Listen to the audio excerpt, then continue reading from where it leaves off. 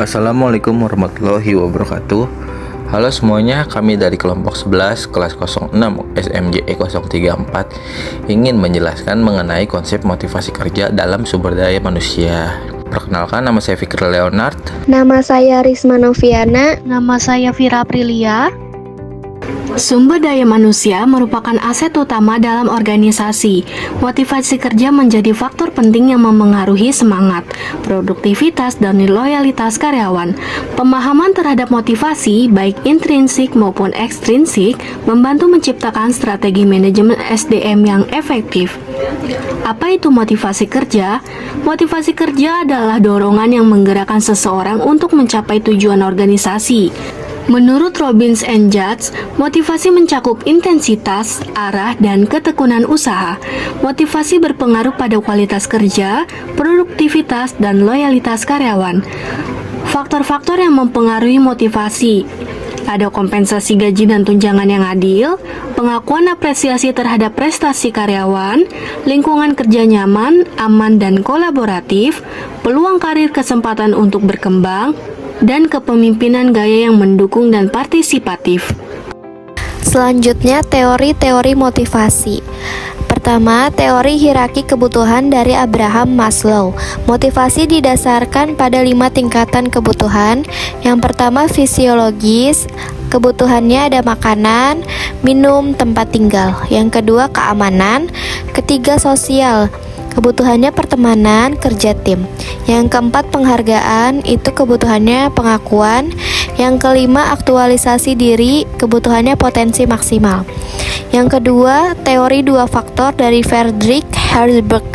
Yang pertama, faktor motivator mendorong kepuasan kerja, prestasi, pengakuan, pekerjaan itu sendiri.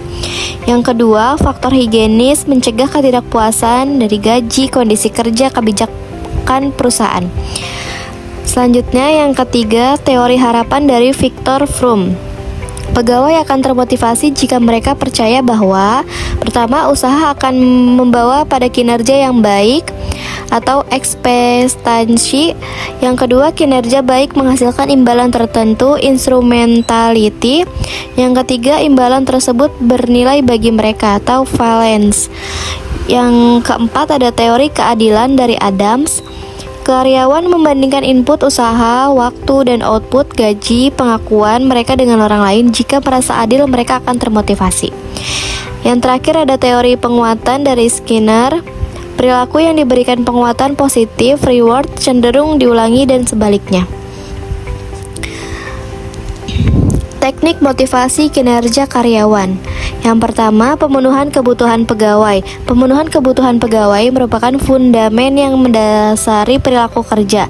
Kita tidak mungkin dapat memotivasi kerja pegawai tanpa memperlihatkan apa yang dibutuhkan. Yang kedua, komunikasi persuasif.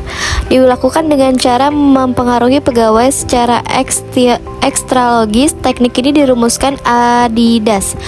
A. Attention. I. Interest. Yang D. Desire. D. Decisions. A. Action. S. Satisfaction.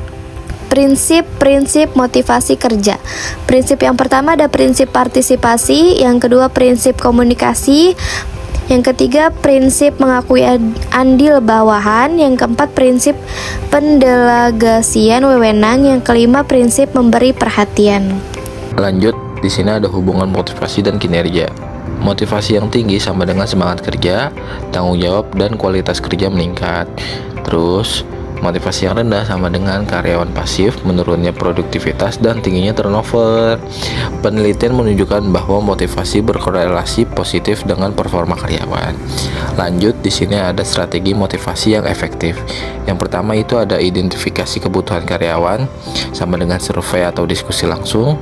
Yang kedua, penetapan tujuan dalam kurung SMART, sama dengan spesifik dan terukur. Yang ketiga, sistem penghargaan sama dengan bonus, promosi, dan pengakuan. Yang keempat, pelatihan dan pengembangan sama dengan skill dan karir. Yang kelima, lingkungan kerja yang sehat sama dengan komunikatif dan sportif. Yang terakhir ada evaluasi berkala sama dengan menyesuaikan strategi sesuai kebutuhan. Lanjut lagi, di sini ada studi kasus di PT Telkom Indonesia pada tahun 2021. Masalahnya adalah penurunan motivasi pada karyawan milenial. Strateginya di sini ada 4. Yang pertama itu penghargaan berbasis kinerja. Yang kedua, program pengakuan kayak Telkom Star Award.